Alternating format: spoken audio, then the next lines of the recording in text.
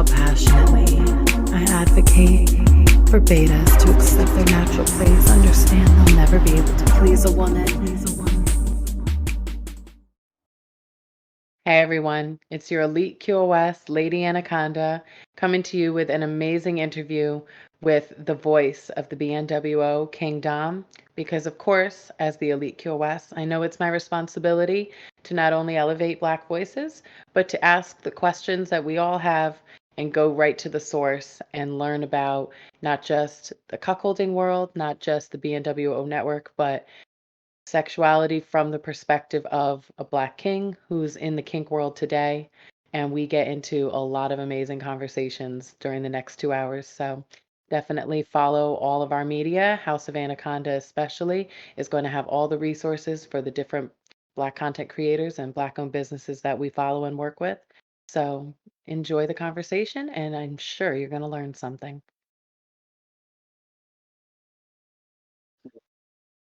Hello, everyone. It's your elite QoS Lady Anaconda, and I'm here today with a very special guest, King Dom, and he is the voice of the BNWO, and I am just so privileged to be able to pick his brain a little bit today, ask him a few questions, and really, get the inside track on the BNWO and what it is to be, an ally QoS that tries to support um, Black superiors, Black owned businesses, so we're going to talk about quite a few different things today. So thank you so much for being here with me today, Kingdom. Thank you for having me, Lady A. It's good to talk to you again. We've spoken on many occasions. Good to be on your platform. Shout out to everybody. For those of y'all who don't know, my name is King Dom, or YourGod KingDom, the voice of the BNWO. And we're here. We're going to be talking about a lot of cool things. So shout out to my whole family, the BNWO family, Sir Goldie, my boy After Dark, Pharaoh, Saint Sarah, my kitty. I love you. So we here. Yeah, I'm just so privileged truly to be able to interact, with all of you. And I definitely hope to be able to have a few more of your fam on here to really just Yeah, continue to definitely. flesh out what the BNWO is. And if you wouldn't mind for our viewers, if you could give us a little bit of an idea, what it means to you, what it is that you are building, because of course you and I know that BNWO was unfortunately, especially back in the Tumblr days, something that these white submissives, whether they identified as, cuckolds or sissies or any of that in between, were trying to dictate this world of BNWO, which of course is completely hypocritical. That doesn't make any sense. So if you would speak to that a little bit, I'd appreciate it. No, definitely. Always kind of starting from the beginning. For those of y'all who don't know, the BNWO stands for the Black New World Order, right? And as Lady A was saying, back in the early days of Tumblr, it was really prominent as far as like caption porn. But Mhm. most of those narratives that came out were from white submissives, sissies, cucks, everything in between, as she said. And there's nothing wrong with that, but the traditional way things have gone within this country usually is at the cost of Black people being exploited and white people being able to profit off of it.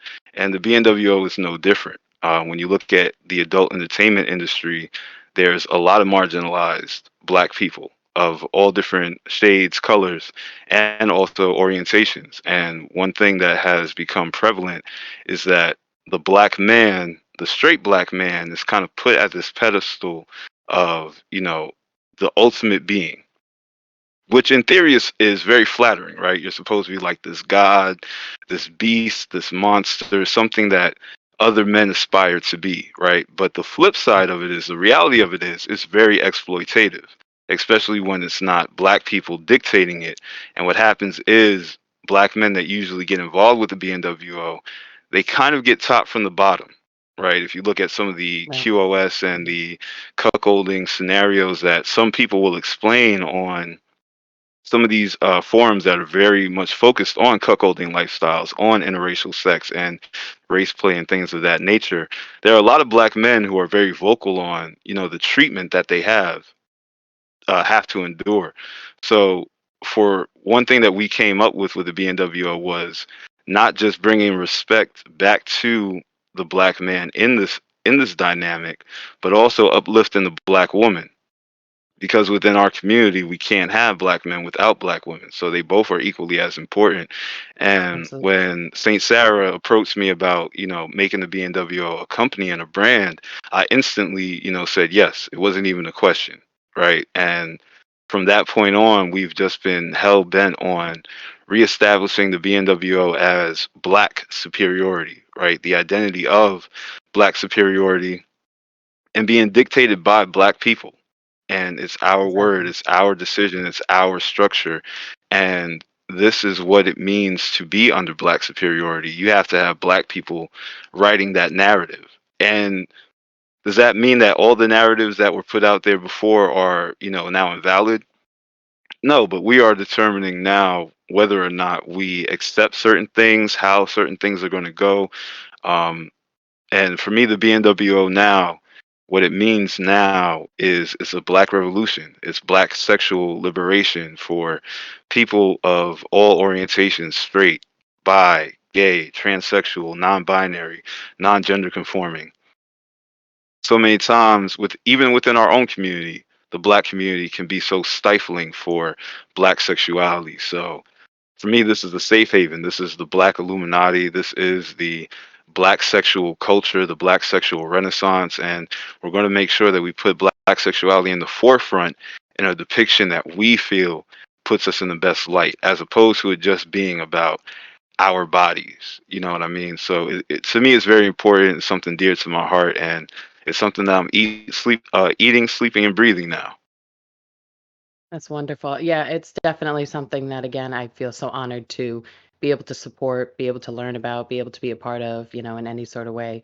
St. Sarah, especially, I've been so honored that she's reached out to me and, tries to get me involved in certain things so that I can use my voice, not just as a QoS, but at the end of the day, as a privileged white woman to direct attention to Black voices and, as you said, to the reclaiming of the BNWO to be black owned, black operated, black focused, that's the priority. Absolutely. For Right.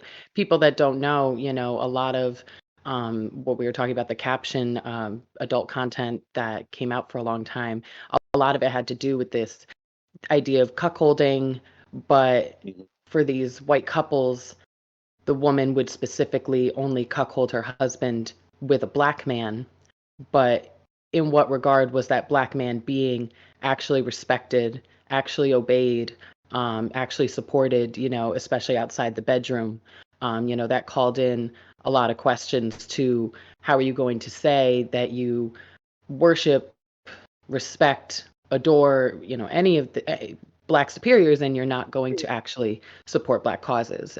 Make sure Right. to actually be submissive to the black man. Again, that topping from the bottom thing. A lot of these cuckold husbands were and still do try to top from the bottom, to try and get their kinks. And certainly for myself, I've had to work with a lot of women to get them to realize their power, in the Right. dynamic to Exactly. direct it properly. I'm definitely curious your um, interactions with other Black superiors when you talk to them about this fetish sphere and kind of what different opinions that you get on it, because I know that, as you were saying, there's already been such a suppression of freedom of sexual exploration in the Black community. And I mean, I know for a fact that Findom makes any kink space like you feel like you're a little more in control because you're really being financially, Right.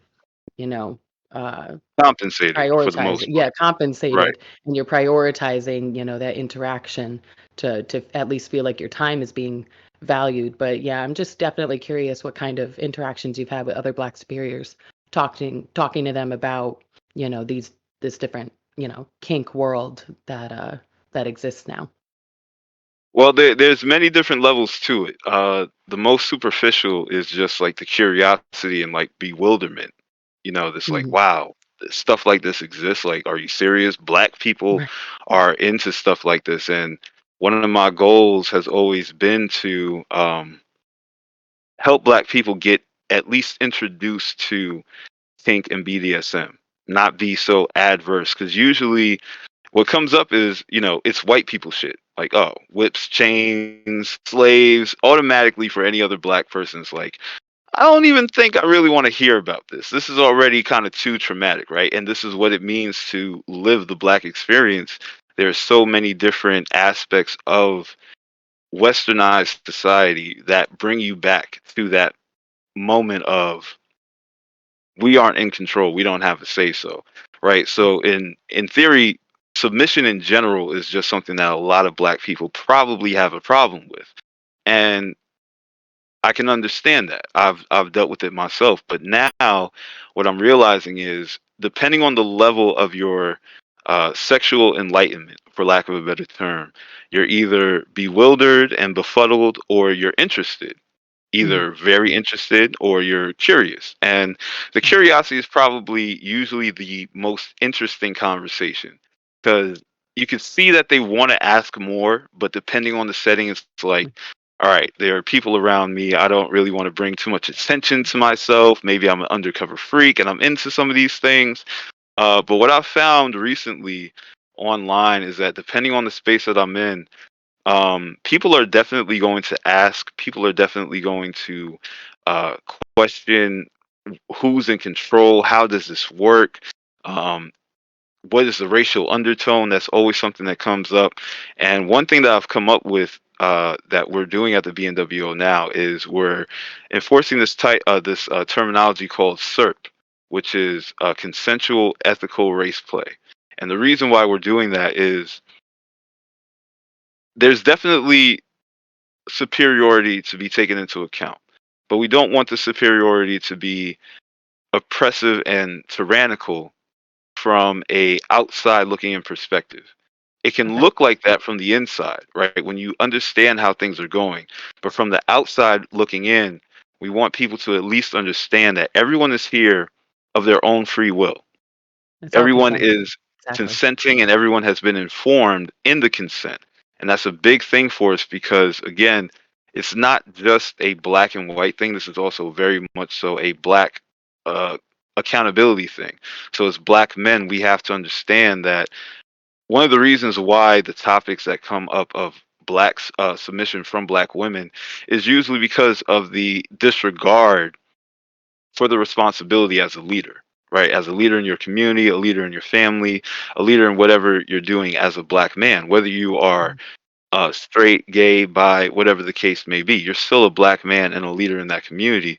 But sometimes we tend to only focus on the negative aspect of black men not being accountable, right? And that's usually coming up on a lot of these social media platforms.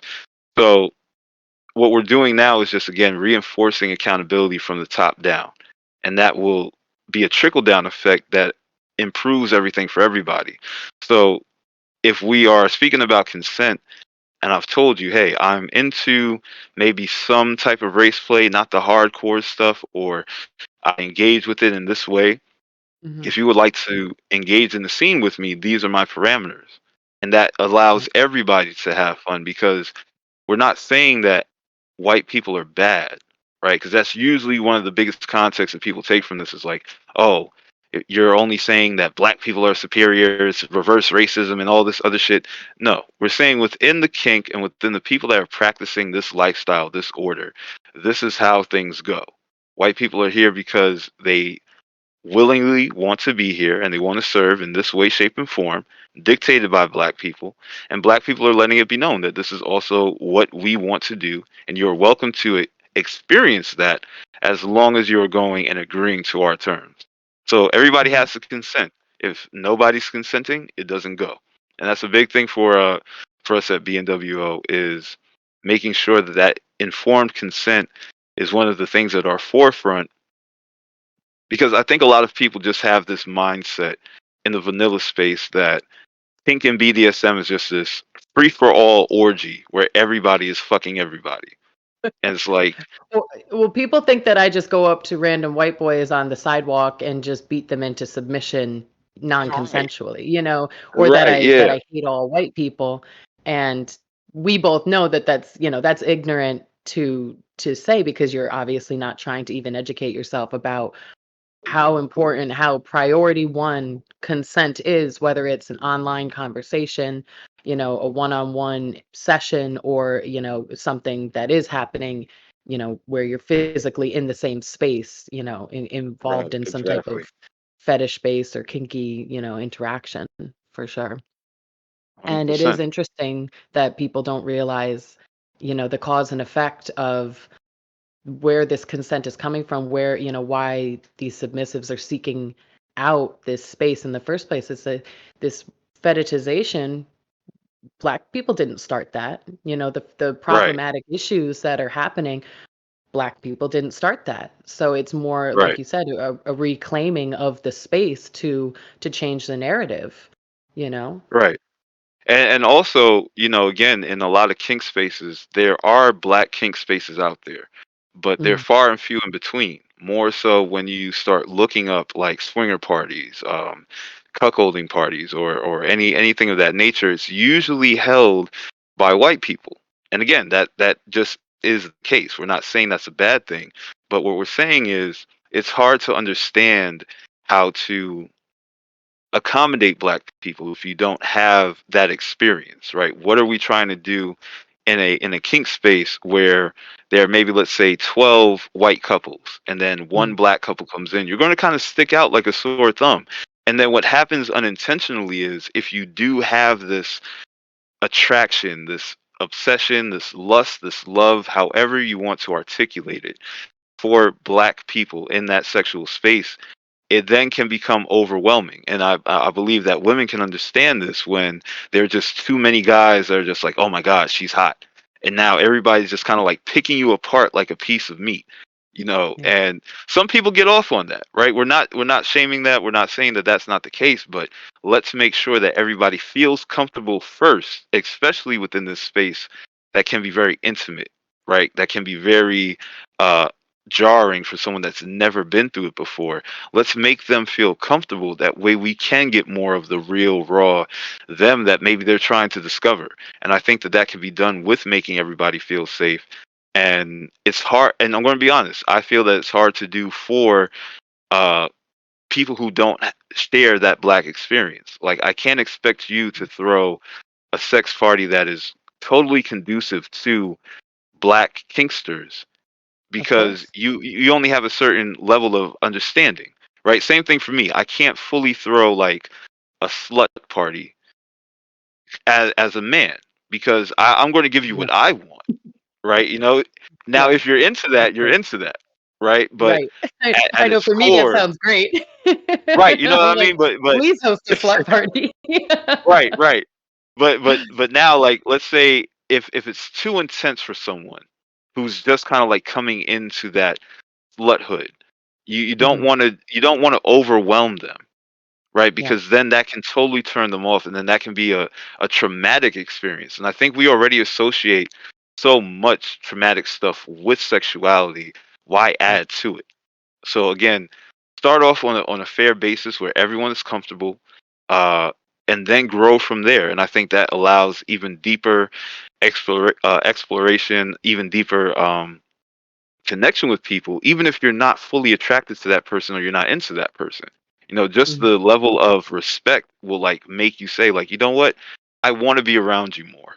Because at least you yeah, understand me. You don't agree with me, maybe, but at least you understand me. And I think with what we're doing at BNWO is prioritizing that black space, that black sanctity of, you can be yourself here, even if we don't agree with what you're into, and everybody has their own kinks, their own fetishes.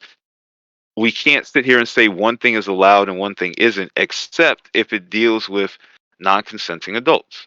That's the yeah, only thing that we prioritize. If it deals with non-consenting adults, we do not agree with it. Right? Consensual non-consent still has consent in it.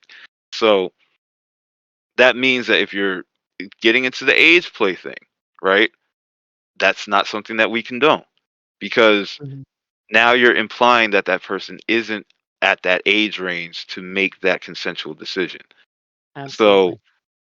we again we're prioritizing safety here because we want people to feel safe, especially dealing with this black experience. Like I said, it's hard to even feel safe within your own community when it comes to your sexuality, unless you're kind of going with this grain of, you know, I like getting my dick sucked out. There's so many different things that black people have to go through, and it's hard for me to articulate it in a way that everybody will be able to understand. And that's why I love BNWO, because I don't have to do that in that instance. There, I'm really speaking to black people having a certain track record of this is what we go through on average.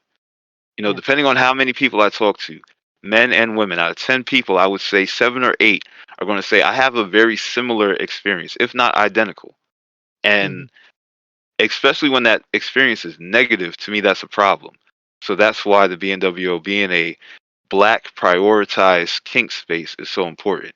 And the privilege of being in that black prioritized kink space is even better for white people because now you're doing it knowing that you're doing it under the guise of what people want, as opposed to, like how we said in the Tumblr days, where you're putting your narrative out there, which is great, but that's always been the problem. It's always been the white narrative Yeah. being put out on the black story, as opposed to that narrative coming from an authentic place of this is what we really go through. So that's really what it is. I'm so glad you said that too, especially because that's what I think people also need to realize is the BNWO is not about seeing black sexuality through a white lens, a white perspective. It's about black people reclaiming their sexuality and their sexual experiences, whatever that means to them, and that race play is is and can be a part of it, but at the end of the day, it's more important how Black people are choosing to express to each other, interact with each other, what they're into that may or may not have anything to do with race play, may not have anything to do with cuckolding or or even engaging with somebody that wants to talk about them as a black superior. Maybe that's not something that they even like to bring into their kink life. So Right, like right, there's also that understanding that at the end of the day, a black woman may feel like, well, in my kink I want to be a woman first, and what does that mean agreed. to me? And Right, and that's very powerful to realize, like, at the end of the day, like, we've had too many white safe spaces dictating everything, I mean, especially online. Um, right, like, you exactly. talk to you you know, talk to anybody on Twitch, you can't play COD without a bunch of racists just saying awful things, and that's just because of right, the problematic elements of, the white supremacy mentality, the white patriarchy mentality of just like, we're running the show thing. So, it is very transformative what you're doing, and it's just absolutely wonderful, and it's so important, to black same men, here. women, everything in between, however they identify. Because I'm also curious, because I know that you probably have like the sissy guys that message you. So like, what are your opinions about the the homophobia that may come about, in terms of people not really being comfortable with those types of kinks and kind of putting that in its place? Like, I guess I'm just a little bit curious because I know that I've talked to black superiors that are just super, super, super uncomfortable with this idea that you could be a heterosexual, straight man, but you might enjoy the domination play of having a sissy male, suck your dick. I'm not saying that you do, but I'm saying like that's something that's a part Right. of the No, I kink get you. community, and like, but that you're not gonna go out and date a man, but you might enjoy dominating somebody who, you know what Right. I'm Yeah. saying? Like, so I'm just Yeah. curious, like, So conversations you've had. ironically, I was talking about this on the Stereo app maybe about an hour ago before we went on. So shout Oh, out to no the people kidding. that were listening there. Your God, the FNG over there. But for me, the interesting thing about this is that the hardest thing is kind of like erasing that straight stigma, that rigid straight stigma of black masculinity, right? Right. Now, to do this, you gotta kind of do it with tact, right? We're not saying that if you choose to be black and masculine and straight, that you're not a man, right? What we are saying is that all black men are black men, no matter who they are with, no matter who they choose to be with, whether that's women, whether that's men, whether that's trans, with whoever, right? You have the right to do that because that is your God-given right. That's your choice. Um, the thing for me is, how do we now teach people how to respect boundaries? Because what my personal experience with gay men has usually been, there's not a respect of the boundary of I respectfully decline, right? Right. I'm not into that, or I don't go down that way. I'm not attracted to men, whatever the case may be. And then there's always kind of like the coercion, like, why don't you try it? You don't know until you try. And that could be the case for some people, right? Curiosity will open the door, whether or not you're into something or not. But for me, or people like myself who are straight and know what they're into and don't have to question it, it's like respect that. And I think the beautiful thing that we've been able to do now is kind of like show that there is that respectable uh, ability to be cordial with each other, right? For us to Mhm. share space as black men of all orientations and just say, like, hey, you're into what you're into? Cool. I'm into what I'm into. Cool. Maybe we're into some of the same things. If we're not, that's respectable. And then we can negotiate things from there. And depending on your level of heterosexual sexability to your hetero flexibility, right? There are some guys that are hetero flexible, like you said, like they're not into men, but in the domination aspect, Right. they could get, orally pleasured by a man, and that Mhm. wouldn't really affect them.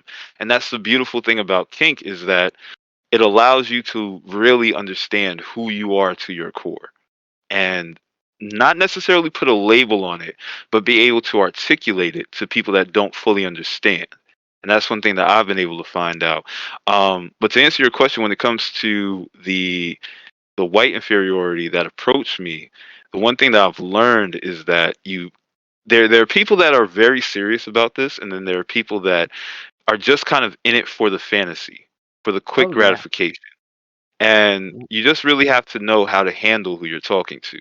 One thing that I preach to everybody, whether you are black superiority in the BNWO or just black superiority existing, is be firm on what you are about. So if you are a black man and you're interested in some of this stuff and you're straight, you set your boundaries, right? I don't have Mhm. sex with any of my male slaves, Mhm. right? Black or white. I have black submissives, I have white submissives. My black Mhm. submissives get treated totally differently than my white submissives, but my white submissives have to work extremely hard to be treated at the same level that my black submissives get, right? But that's how I do my domination, that's how I do my financial domination, and everything is goal oriented. One of my best subs is a white boy, and he's amazing. My poor little white boy, you know who the fuck you are. I love you. Shout out to I you. think I know who It's you're always talking about because he's been on you know Moan exactly what I'm before. talking about. Mhm. Yeah. Yeah. If you guys follow me, you guys know who I'm talking about. But this is what I do. I show love to the people that are loyal, that are dedicated, that are disciplined, that are serious about what they're saying. And he is a true servant of the BNWO. And this is what happens when you serve properly. You get your shout out and you get your virtual pets. So, Right. hey, my boy. Hold on, let me get the hand up in there. Yeah, that's for you. Um, giving him his virtual pets. But yeah, there's nothing but respect. There's nothing but acknowledgement of this is how we're going to interact with each other, and it becomes a beautiful thing because now there's a relationship there that benefits both sides mutually, and we have just only become more and more close as the times have gone by. And I speak to him almost every single day. um, he's very involved in a lot of stuff that I have going on business wise. And I tell him, I keep him up to date with a lot of things. And again, it's just great being able to have that connection, but understanding this is this is how I choose to interact with you. And it's great that you choose to interact with me in the same way. And now he's also growing as a person because he's understanding his sexuality and his desires and his things that really define him to his core. So it's just a great experience when you can do it respectably, and that's why we build everything on that informed consent, on that consensual ethical race play, on that cert, because it just makes it easier for everybody to have a good time.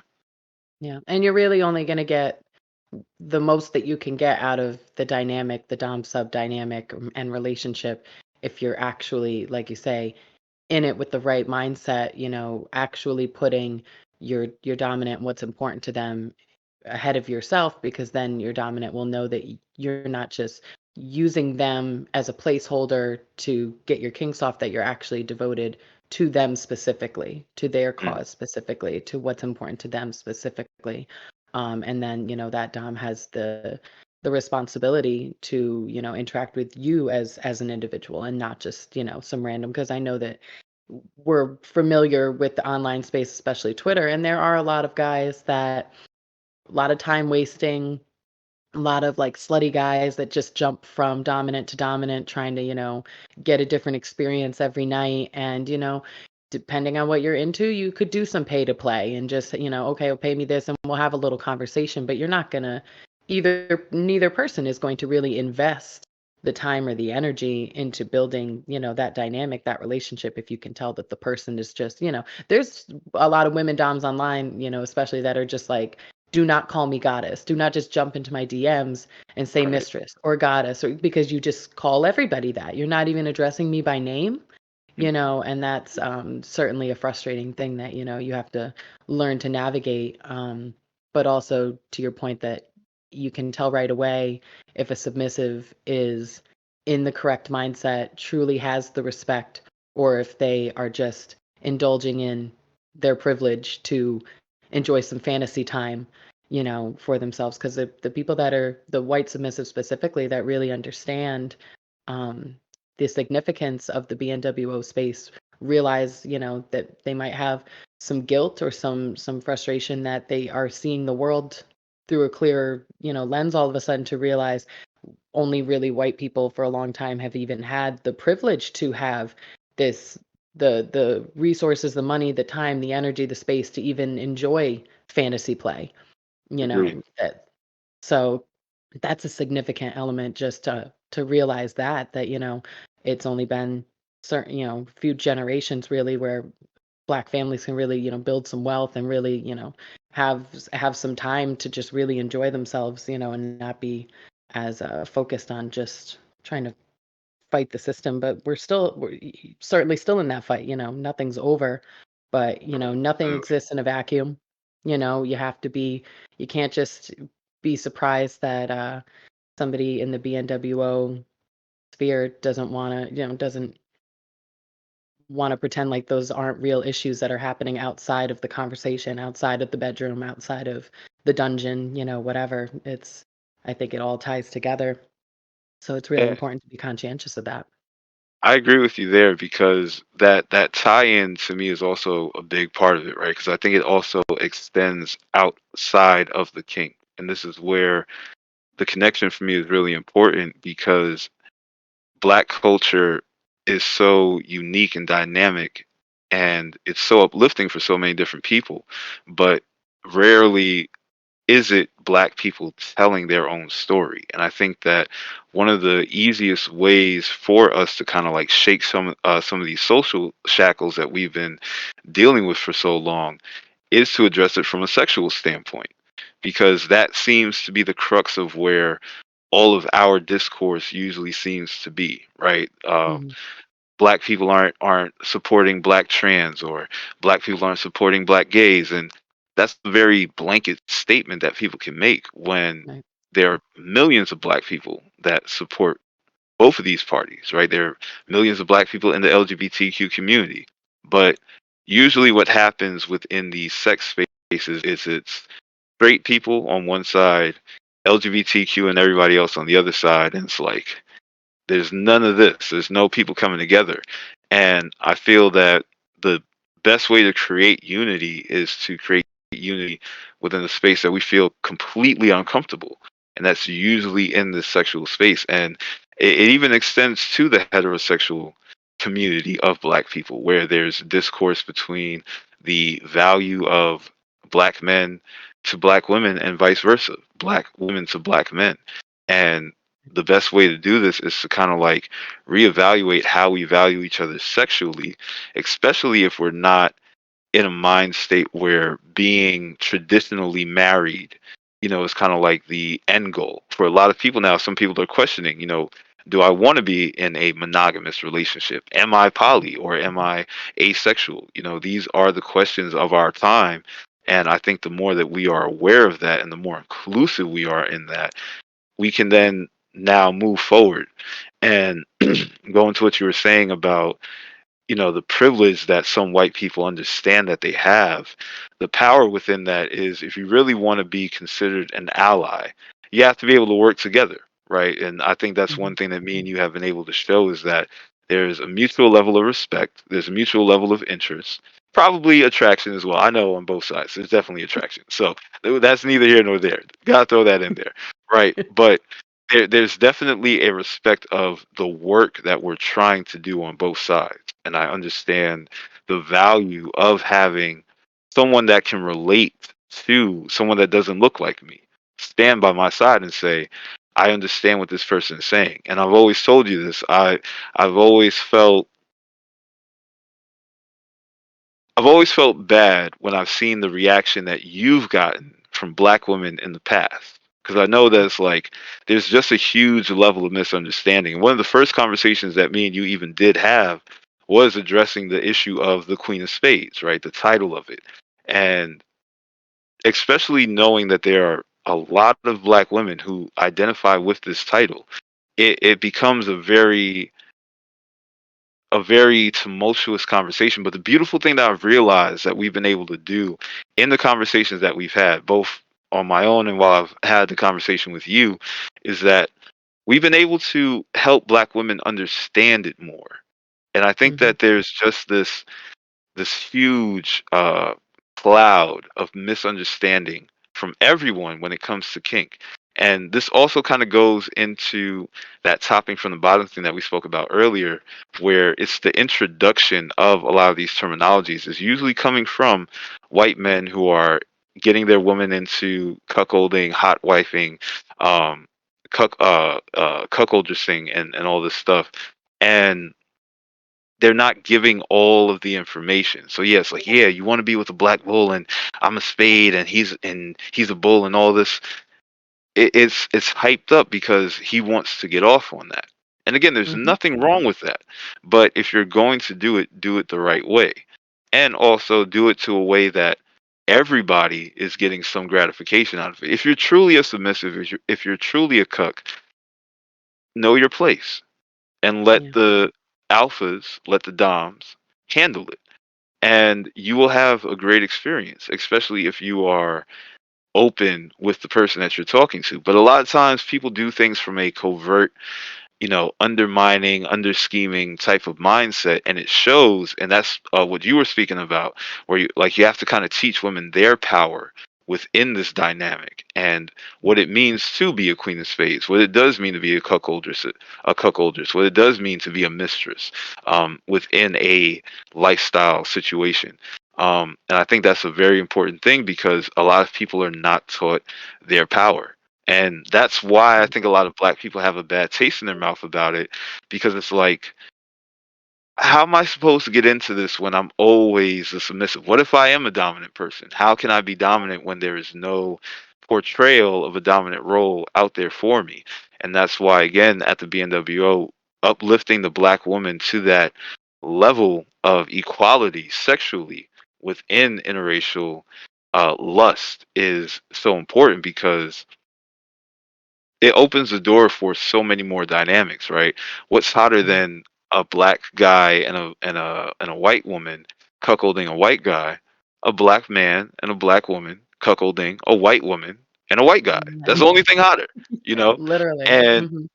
that for so many people, that's hard to do because you're not making space for the black goddess queen. You're not making space for her to feel safe. You're not making space for her to feel valued and appreciated. And maybe if she does want to feel humiliated, degraded, it has to be done a certain type of way. And again, that's another check and balance that we have to do, because black men that have immediately ran to the BNWO lifestyle and kind of left the black woman behind, we have some accountability to take into account, and we have to rectify that. That way, there can be more space for black women and black LGBTQ community members to feel safe within a interracial play space. Absolutely. Yeah, and again, women realizing their power, men realizing their power, and understanding that if there's something you don't like, you can change it. You create your own world, you create your own space, and your sexual or kinky experiences are not dictated by some overprivileged, self-obsessed white submissive. Like, Right. absolutely not. Right. And and to that point, women that are either identifying as QoS or, in the lifestyle in some way, whether as a cuckoldress or, I'm a QoS dom first. I'm nobody's hot wife. My partner is a black king and we run everything together, and I don't have intimate relationships with white submissives. So I don't necessarily care what they want. I'm going to dictate to them. And that's what any dom will say, that I'm in control of this space. If you want to submit to me, I'm creating the space. It's not based around you or your fantasies or what you want. So, women that identify as QoS also have a very big responsibility to realize that they need to be honest when they want to submit to black queens as well, or interact with black queens as well. It's like, you don't need permission from the cuckold or from the, white male Right. submissive. Right. You know what I mean? Do what's natural to you, because again, going back to it, these submissive, and it's not just white. I mean, it's primarily white males, but they could be Asian, they could be whatever. I get a lot of guys, oh, I'm a beta too, and it's like, yes, you are. But you know, just that whole reclaiming of, the woman realizing their power, their shared power as, a black queen and a QoS, like realizing like we dictate the space, we create the world. We don't need permission from anybody to do anything any sort of way, and that the submissive male is, if he's in the correct submissive mindset, he's going to respect and yield to whatever he's told. No, this is the way it is. This is what's right. This is what we like. This is what we respond to. And it's very dangerous, that there's a lot of these guys out there that they do want to top from the bottom. They are not in any way respectful of the consent, and, just how much vulnerability you need to have a real conversation about, hey, this is my fantasy. What do you think about it? How do you see Right. yourself in it? I saw an article recently about, I think it was in Singapore, but these guys that met on a forum and they all drugged their wives to sleep with each other's wives, because a couple of them had approached their wives about, I want you to cuckold me. I want you to sleep with another man, and I want to watch and this and that. And the wives were like, I'm not into that, which is their right to say they're Right. not into Exactly. that. But, there's also the element of, and, there's a lot of amazing women that I've talked to, Salacious Scarlett being one of them, that just To so Scarlet. focused on, the approach that you have about any kink, especially cuckolding, is imperative. So if, the woman feels like this doesn't even have anything to do with me, I might as well be some blow up doll that you throw on the bed. You don't actually care about the experience from my perspective, or what I want, or what would turn me on, or what I'm into, and you just want to use me to get your fantasy fulfilled. That's already a completely that's not a submissive, that's not even somebody who respects women or respects autonomy or respects, of course, consent. So there's a lot of really interesting things at play that you have to always be conscientious of. And, we could also talk a little bit about, I know that there's a lot of aversion to, not, I don't want to say the BNWO, but there's a lot of aversion to the issue of the fetishization, because a lot of black women feel like, oh, well, BNWO, that's all about BBC. And they're Mhm. saying that because there's been too many years of content being made by white submissives, creating captions, porn that's made by companies run by white guys. So they're just, big black dick, big black, that's all they're just pushing that, and, feeling like, why would I want to be a part of that? Why would I Right. support that? Where do I stand when that's all that it's about? You know what I mean? And it's that's definitely um an issue that needs to be acknowledged. But again, it comes back to if you don't like something, change it. You know, That's what eh, we're doing. Um, realize that you can reclaim the space for yourself.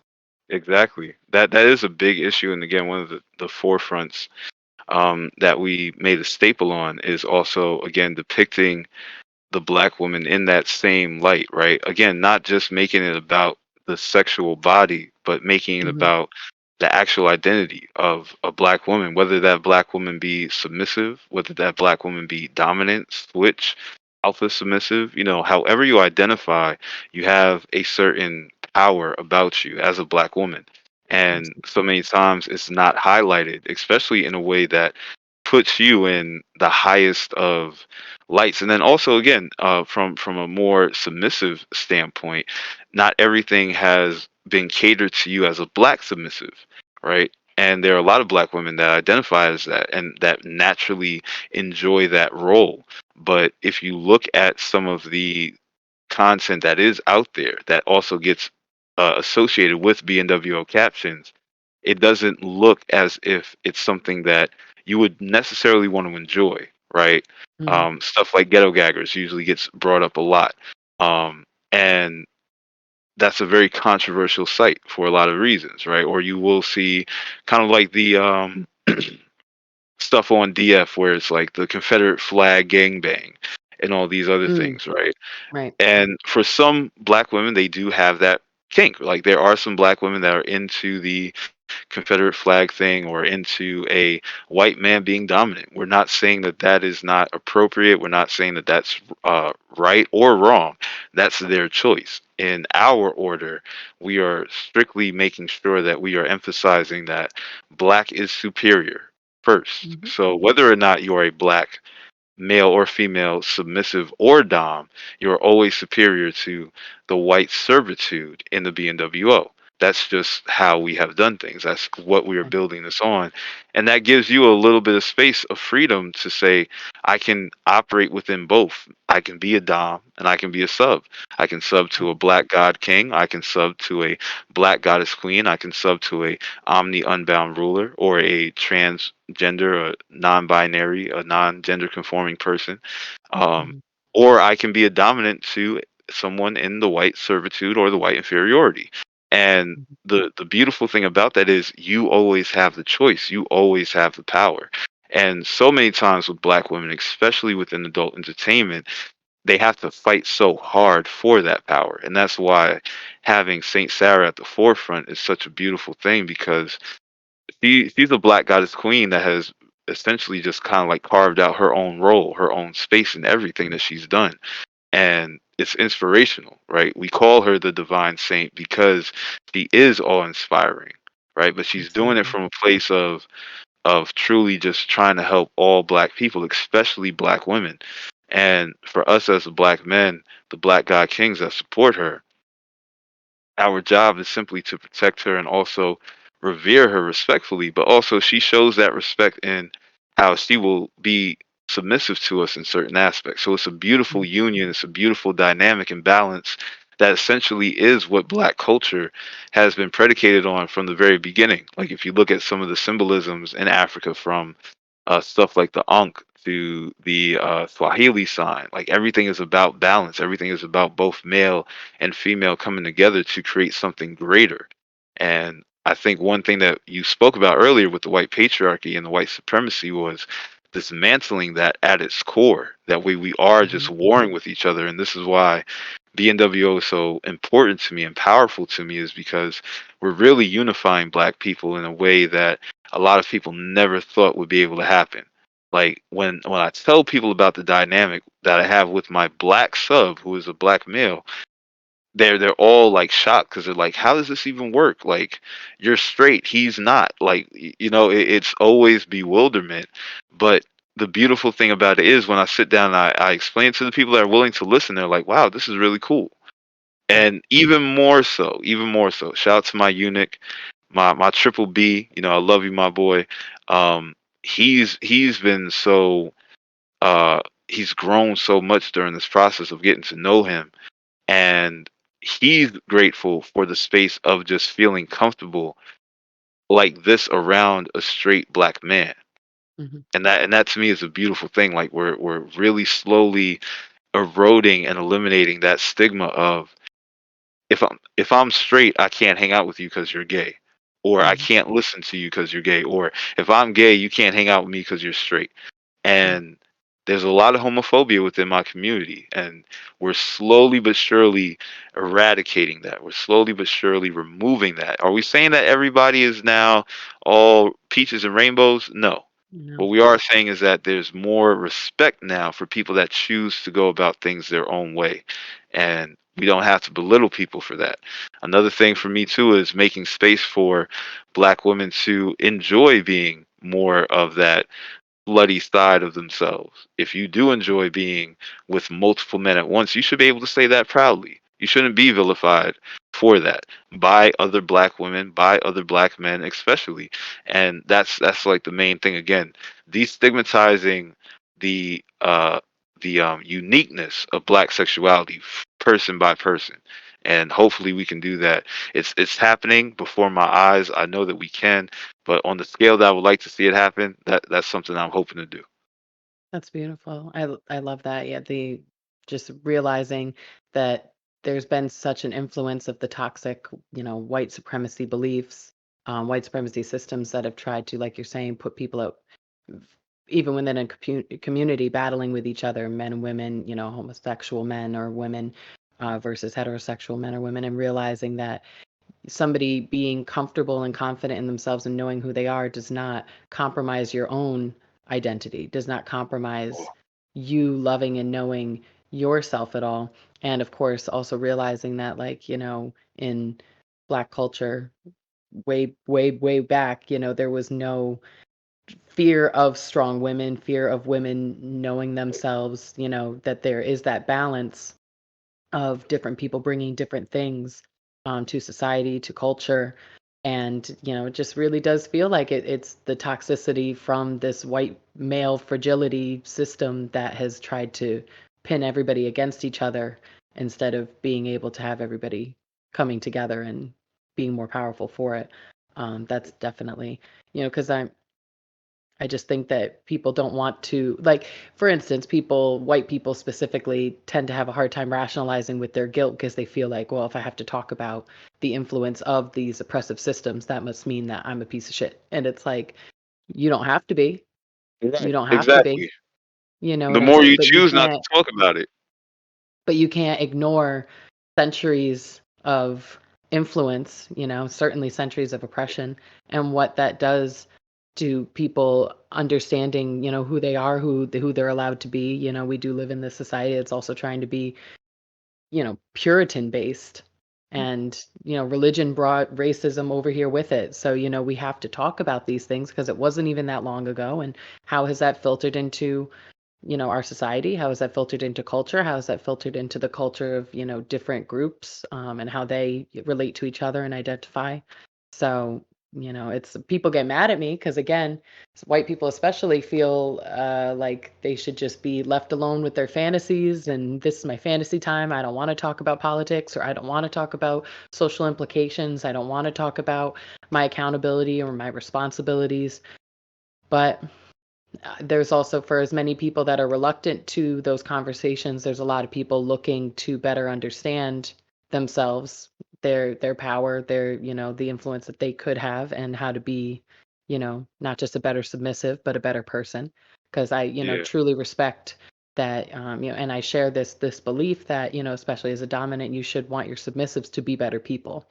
I mean, there's certainly a lot of, and again, I'm not kink shaming, but there's a lot of kinks that, like, um like a lot of the home wrecking kind of things, and some real extreme like findom things where you're having the guy send, especially somebody who doesn't maybe have a lot of money, having him send to his last dollar. And I've seen, like, guys having to, like, move out of their apartment because Yeah, yeah. It can get you know extreme. what I mean.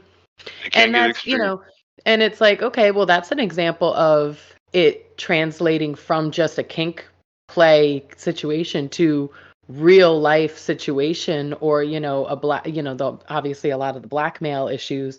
I recently saw an article about um the problematic elements of that, where these guys were trying to fight back to get their money back, and the women being like, this was a consensual interaction. But where do you draw that line, when there are real life implications of your kink play? Where do you draw that line? So I don't think that you know anything that what I'm doing to try and elevate what being a QoS means change. I don't think that that should be a surprise, because there are so many real life, real world implications of your fantasy play that you think that you're just putting over here, and oh, it's just Right, in by this little itself corner.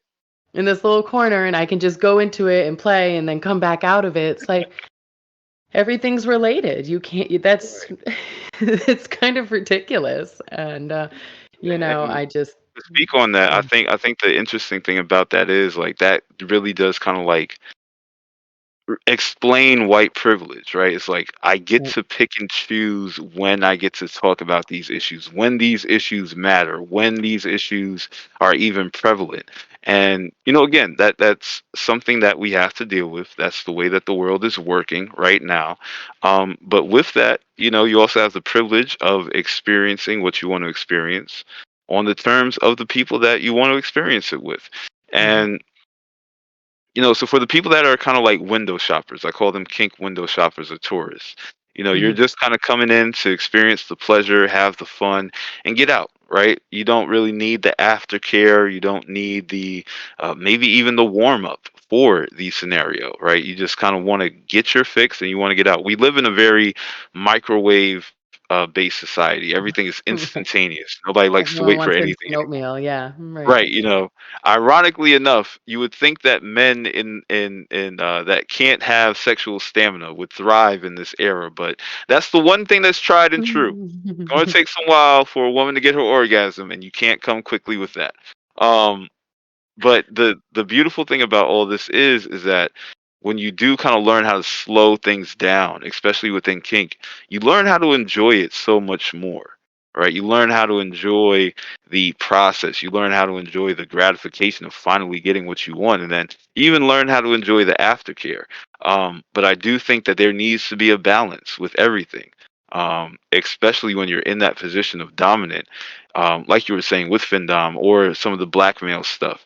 That can go very left very quickly. And this is why, Mhm. like, for me, consent is a big thing. I'm not going to overstep a boundary that we've set because I don't want to do harm. But that's always been my intention, is never to harm anybody. It's only to uplift and elevate in some way, shape, or form. And unfortunately, just like anything else, there are people that don't have that intention. There are people that are very selfish. There are people Mhm. that are very predatory, very advantageous, especially when it comes to the expense of other people. So from Mhm. there, it really just depends on what type of person are you. I feel that even going into the Queen of Spades thing, I know that you want to talk about that, so I think this is like a perfect segue, if you don't Yeah. mind. Please. Um, there are women who use that title and live that title in a very positive and uplifting light, like yourself, like Scarlett, Salacious Scarlett. Shout to another amazing sub that I have. I love her to death. Um, you guys, in my opinion, exemplify what a Queen of Spades should be. Someone not just focused on the sexual gratification that you get from black men or the financial gratification that you can get from being with black men, but you're Mhm. actively out here trying to show white men and white women a better way of doing so, a better way of interacting with not just black men, but also black women. And I think that's a very important thing because you guys don't have intention to harm anybody. I know it might seem like that from people that aren't educated, but for Mhm. people that are, and I've always told you, I've followed you for a very long time. I've seen your growth, right? And I've seen where you started from, and you've always been on the same accord of I'm submissive to black superiority. Mhm. If I'm being honest, you were BNWO before I was kind of like into BNWO, right? Um, but you exemplify what a Queen of Spades is, in my opinion. And the elite Queen of Spades are always trying to uplift and empower Black superiority, in my opinion. For those people who are problematic, just like there are bulls that are problematic, right? Or people who identify as bulls. Um, when you're doing things with malintent, it will always show, and your reputation will precede you. So I think that the stigma that a lot of the Queen of Spades have gotten recently is because of people that are infiltrators, people that are Mhm. just using the term to get a quick buck. And again, I get it. At the same time, for those people who are really living this lifestyle, you're making it hard for them to articulate what it really is that they are doing. And I can relate to that as a kinkster because there's always some type of misunderstanding, there's always some type of stigma or vilification or demonization that we have to deal with. And I was saying this earlier, a lot of times vanilla people are the more scrutinous, sorry, not scrutinous, but the people that are actually the more vile, right, of the two. Mhm. There's Mhm. less respect, there's less consideration, there's less respect of boundaries. And They're less again, is comfortable with themselves, right? So it's agreed. like they're perpetuating boundaries that they're not even, creating in their own mind. They're, just Right, pulling right. something, oh, this is how it should be or something, because again, even the term Queen of Spades, who came up with that? It wasn't empowered women that knew that they should be in control in the cuckold dynamic. It was women going along with, oh, my husband wants me to fuck other men, so I guess I'll do that. And he calls me a Queen of Spades, so I guess that's what I am, I love you black know? men. And again, Yeah. there's nothing wrong with that, in my opinion, because again, it created something that now can unify women all over the globe that have an attraction to black men, that have Mhm. a submissive attraction to black men, and a dominant attraction to white men. That's something that all women can come together on. And again, for the patriarchy, that is a very scary thought. I think Yeah. that's why, like you were saying with religion, I've always thought that religion is a very problematic thing that people don't want to address. Why? That's because it makes you look at the vilification of the female body and female sexuality on that grand scheme that a lot of people agree to. And again, there's nothing wrong with religion. Anything can be a religion. Anything that you practice on a daily basis can be a religion. So Yeah. for athletes, they religiously work out, they religiously practice. That is their religion, being physically active. Mhm. For people who are in the lifestyle, I religiously pray to or I religiously show service to my Dom. That is something that can be considered a religion to you. And there's nothing wrong with that. I just think that for a lot of the implications that people force upon other people, and that's always been my big thing. I'm not a tyrant. I don't need to force anything onto you. And domination is usually shown as force. I think it's um, more so about showing a person that their choice is they want to submit. To me, Yeah. that's domination, right? I don't Absolutely. have to Choosing to prove anything submit. to Of you, course. you Exactly. know? And I think that's usually a problem with a lot of white inferiority is because they feel like they have to force it upon people. Like, you Mhm. have to submit to me. I have to be the one in charge. Because maybe Mhm. they've never had power. Maybe, even though as a white man you have access to all these resources that do make you feel powerful, I think that is an interesting paradox for a lot of people. You have all of this available to you, but you still feel as if you don't have power. And that's why you fight so hard for it. And then going into what you said about white guilt, because I am a predator of white guilt. I am an apex predator of white guilt. I love it. So Um, hot. I love that.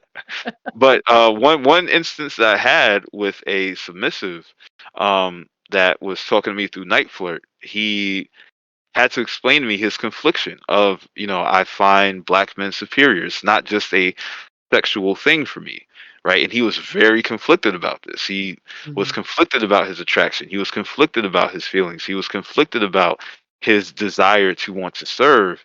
And, after maybe about an hour of talking to him, um, finally we got to a point where it's like, he was able to go off and enjoy himself. He told me the next day that he cried when he came because we had gotten him to a point where he was just completely honest about everything.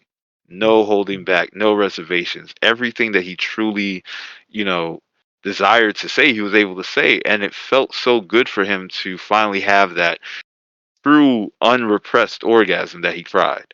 And to me, that will always stick with me because it's not about him getting an orgasm. It's about him having a feeling of freedom through something that he struggled with all his life. Yeah. And And to being me, that's honest with why himself and living in that exactly truth. living in Because that again, truth. the better subs are the ones, like the ones that are more properly minded about why they want to submit to and serve black superiors, are the ones who are not thinking about sucking black dick. The Pretty ones much. who it Pretty much. is so much bigger than that to them. And, obviously you and I have both talked to submissives across the board, but the ones that I actually will feel like, I can connect to, really, put some energy into the conversation, trying to help them, discover themselves, are the ones that are trying to be like, how can I actually genuinely show true submission, true service, really pay pay it forward in terms of the financial abilities that I have and that I didn't earn, but that I've been given as a white man. What can I do with this? Because I am not a gay man, and I don't want to pretend like being a sissy is somehow being so submissive to black superiority. It's like you're just thinking about yourself in some type of sexual gratification, when you're thinking about it that way. You're not talking about serving black supremacy. And it's definitely going back to, that's a lot of, women like HOA Python, an amazing black queen that I work with in House of Anaconda. She gets really frustrated when, and I've helped her understand that Twitter's full of crap. There's a lot of Right. losers out there that just are, they're not going to respect you any more than anybody else. But Anybody else? Yeah.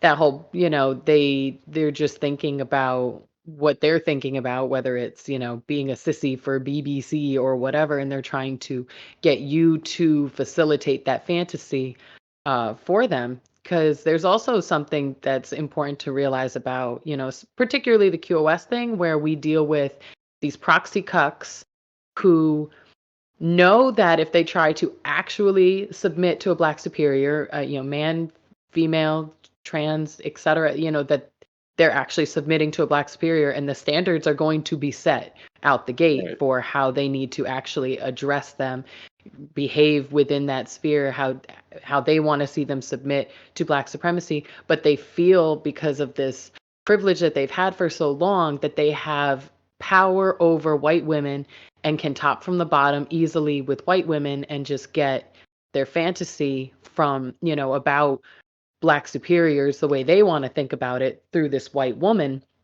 And that's why, there's subs that either gravitate to me, and the fact that I'm trying to have them be more conscientious of these things. They either love or hate me, because I'm not going to just allow them, to use me as a vehicle for their problematic fantasies. And but that's, I think, a huge issue, is that they think that they can top from the bottom with white women identifying as QoS. Um, and, especially feeling like a lot of hot wives are still submissive, to their husbands. So they want to emanate that type of dynamic. But Right. realize if they actually submit to black superiors, they have to actually accept that reality that, like, I want to submit to a black superior. What's that going to look like? Versus just Also, what might it manipulating a cost white me? woman. Yeah, Yeah. that Also, too. what might it cost me? And that's a real Financially thing. and identity wise. Yeah. Right, on so many different levels, and I think the beautiful thing about this all is that we get to strip down a lot of the reservations that people have. Whether that's you being in a gangbang, you being in a cuckolding situation, you being forced to not even be in the room while things are going Hmm. down. Right, you have to learn how to, one, submit to your own desires truly, and that's one thing that I try to work on with anyone that comes in contact with me is, what do you truly desire? Right? If you're only scratching that itch on the surface level, it's always going to itch. We got to get down to the bottom of it. Absolutely. And when you're dealing with this frail, egotistical thing that a lot of white men and also black men, right? Because that's another thing that I'm very big on, is that with the BNWO, it's not just all black is good. We're making Hmm. sure that we're holding all black people accountable. So there are a lot of black men that go along the same type of route of being manipulative, being secretive, and trying to make black women seem as if they are less than because you're supposed to be submissive. Um, so we're always conscious of the perception of people coming together and people uniting based on, we want you to feel safe, we want you to feel good, but also we want you to understand that it's not the traditional way of everything that has been put out there beforehand. So Mhm. now you can be a black woman who is submissive to a black man, or you can be a black woman who's submissive to no one and still Right. garner the same respect, still garner the same love, still garner the same appreciation. And that just makes everyone feel more empowered. Also, one thing that I always want to make sure that we're clear on is that the BNWO is for black and all black identifying people of color, Right. because the black experience isn't just about being directly related to your heritage, being just from Africa, right? There are black people all over the world, and sometimes they Mhm. don't identify as African, right? But we all identify as black in some way, shape, or form. So we all share some type of experience, and bringing all that together now allows us even more room to grow, learn about each other, learn about some of the customs of other cultures that we might identify with, that we might even have within our heritage, and how to adopt that. I think one thing that I'm learning about the Native American uh, culture is that they were already kind of on the issue of non-binaryism, right? And if I'm Yes. misusing that terminology, then please excuse me for the people that are listening. But just being aware of that type of consciousness Mhm. is very important to me, because again, if we're all trying to come together and be united, why would I scrutinize you for saying like I don't have a gender identity? Before, when I was less open-minded and only focused on the sex, that's all I was caring about. Like, oh, if you're into this, you're into this. I was very adverse to having these conversations. But now again, for me, it's about the connection that you make with people. And especially when you're online dealing with the internet vermin, the website parasites, the cyberspace rodents, as I like to call them. um, they're all there for a reason. They just want to get off, and they want to get off quickly. Right. And yeah, to them, the fair exchange of flesh is going to equate in something valuable. It's like, I'm giving to you. It's very like Thanksgiving. Ironically enough, I was just talking about Native Americans, right? But it's very Mhm. much like that Thanksgiving trope of like, hey, I'm going to give you this, and you should give me something equally as valuable back because we're the same. But you don't Right. think that we're the same. So you're technically Right. trying to underhandedly give me a praise or give me something that's supposed to be this gift. And again, it speaks to that white privilege. I'm not mad at it. I understand it. The thing for me is now educating other black people about about ways to handle it and how to address it. So like you were saying, from a dominant perspective, and now I have so many different people asking me like, hey, how do I get into this? How do I do what you do? And I just tell them, one, join the BNWO, and I will show you personally how to do that. And people can join. Quick plug by joining the website, theblacknewworldorder.com. Once you guys do, we will go through a screening process and make sure that you are worthy of being in the BNWO, and we will get you going. But the most important thing is that when learning that about your dominance or about your ability to be stern on your stance, it automatically eliminates all the bullshit that you have to deal with, whether you're a man, woman, black, white, whoever it is. And there are just so many people that feel that with the rhetoric that has been put out about BNWO, about bulls specifically, is that everybody's just horny, looking to fuck, looking to get their dick sucked, Mhm. sissy holes and all this other stuff. I don't want to get too graphic because I know this is going somewhere. So sorry about the editing. I apologize. No, you're fine. It's real talk. You got to put it out No, there, you gotta put it out there, right? The Yeah. thing is, and I've said this before on a lot of my lives, that doesn't equate to what we determine as valuable. And especially, okay, cool. I'm just making sure, Rack. I'm just making sure. That's my guy. But yeah, we make sure that we determine what we find as valuable. and we don't find, a lot of black people don't find white flesh, especially from white boys, valuable, Right. right? If there's no attraction there, there's no attraction there. So if you want to be of service, you have to serve in another way. That's most likely going to be something financial. That's most likely going to be something physical. That's most likely going to be something of servitude that doesn't benefit you.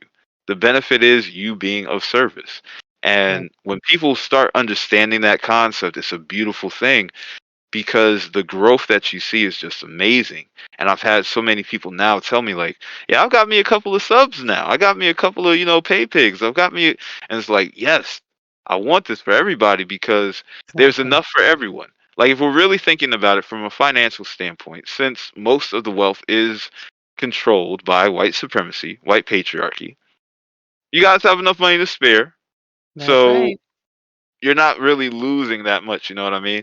And that also helps empower the black community because now financially some people don't have to go into survival mode. Some people don't have to go into precarious situations that are detrimental to them later on down the line for whatever reason, health wise, physical safety, financial safety, reputational safety, right? All Mhm. these different things, they don't have to now compromise their morals because now they're in a little bit more of a better financial situation. Am I saying that everyone's going to be rich off of the BNWO? Yeah, I am saying that. You want to know Yeah. why? Because there are white servitude, white inferiority that want to make that happen.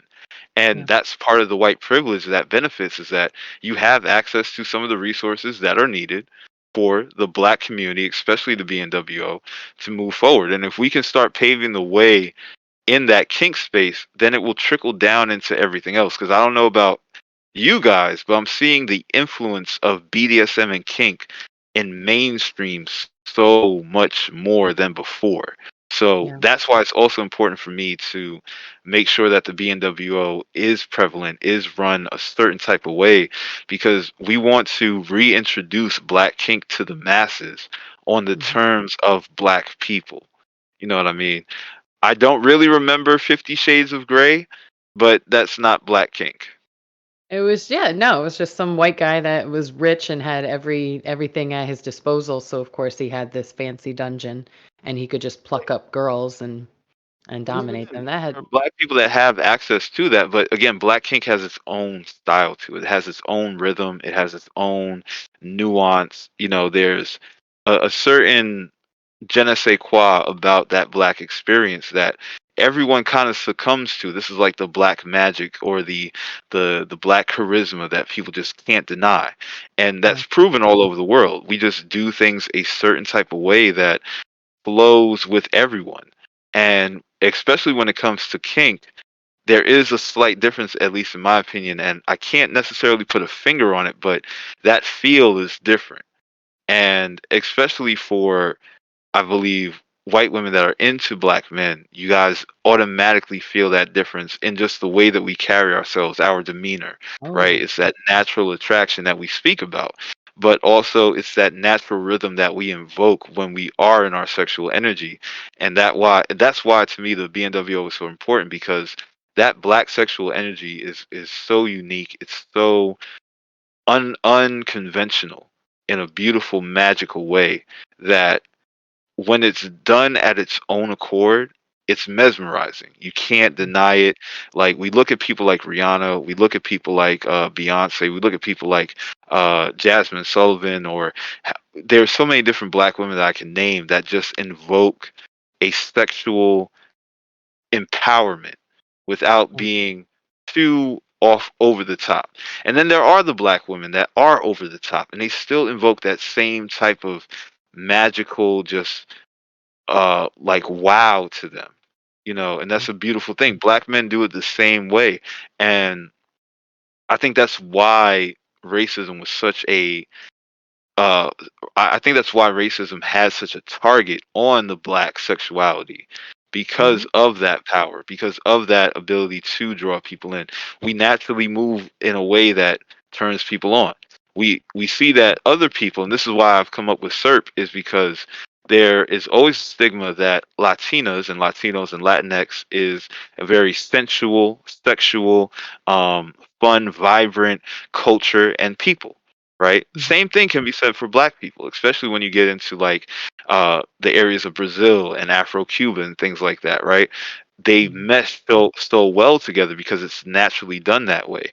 And when you get to Black people, it's usually vilified as, oh, you're being a whore, you're being a Jezebel, you're being a deadbeat dad, or whatever the case may be. No, we're just very sexual creatures. We're very sexual Mhm. beings if we choose to be. This isn't the case for everyone. Not all Black people are monoliths, so not all Black people identify the way that I'm articulating. But for the majority of us that choose to do this, we also do it in our own specific way, right? Impact play is going to be different between a Black Dom and a white Dom, right? Just like we're going to talk about it, it's real shit. Just like the stroke of a Black man is different from the stroke of a white man. We got a different rhythm to us. Yeah. That's undeniable. So I think that's why it's important for us to be able to exist in this way and also show the world Black kink, Black BDSM, Black fetish, Black lifestyle, Black alternative, all this stuff at our own accord because there's a different rhythm to it, there's a different depiction to it, there's a different imagery to it, there's a different vibe to it. And when you can truly experience that, then it's like, wow, now I really understand why I want to submit to this. Now, like I think it really explains itself for the people that want it to make sense, and for the people that don't want it to make sense, they're going to fight it. They're going to be like, "No, Black is wrong, and this is racist," and Mhm. Yeah.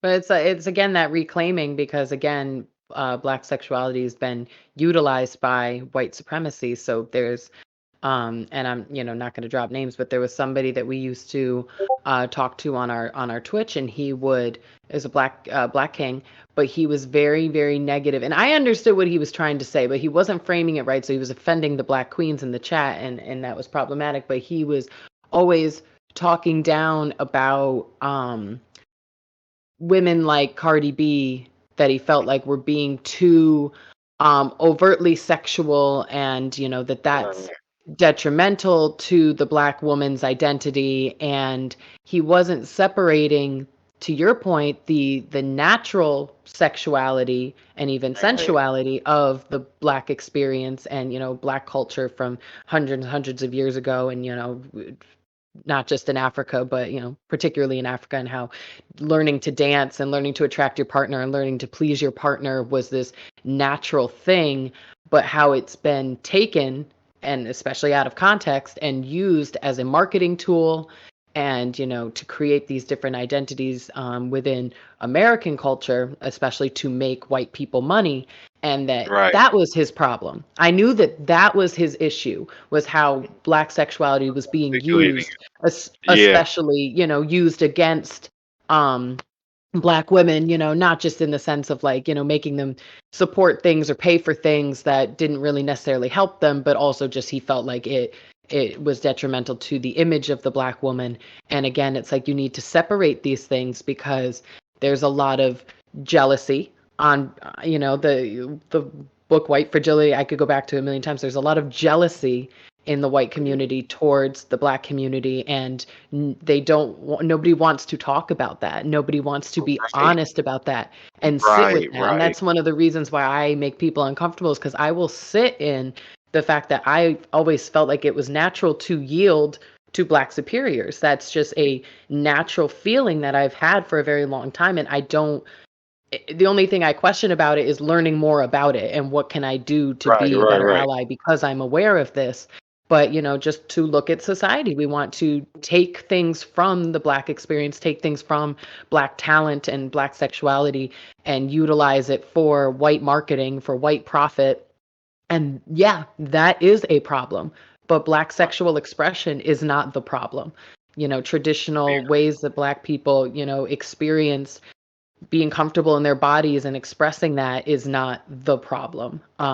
Dancing, twerking, whatever that's based from is, that's not a problem. It is just, Right. again, the frame of white supremacy, the frame of this white patriarchal society that's utilized that for its own gain, that is the problem. And I knew that that's what he was trying to say, this guy in the Twitch, but he wasn't, he was being too specific, and it was really offending a Too lot of the Black targeted, queens that a little too we were targeted. trying to, yeah, because we were trying to, bring a group together to really to talk about these issues. And it's like, Right. again, you have to talk about it in the greater context, so as not to make somebody feel like you're going like, you're a problem. The way that you like the Right. music Right. you Right. like, and the Right. way you like to dance, and the way you like to go out, is a problem, because we're already dealing, again, I don't want to keep talking about religion, but we keep dealing with the issues of this idea that that women that are in any way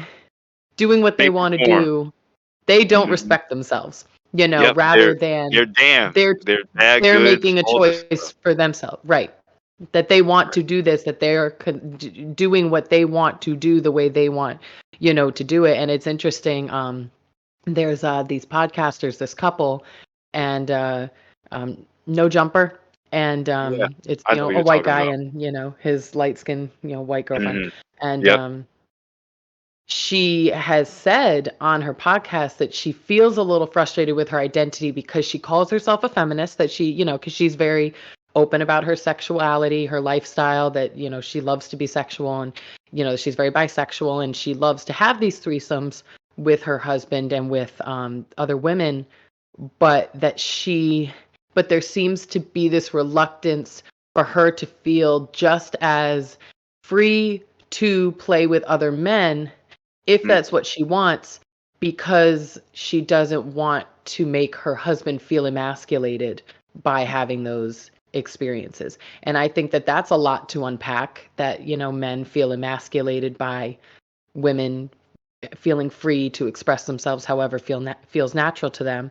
Um, it's just there's a lot of ways that we think, that we don't want to stop and think like, why do I think this? What is this being influenced by? Where is this influence coming from? Is this because I No, it think it's the right definitely thing? is.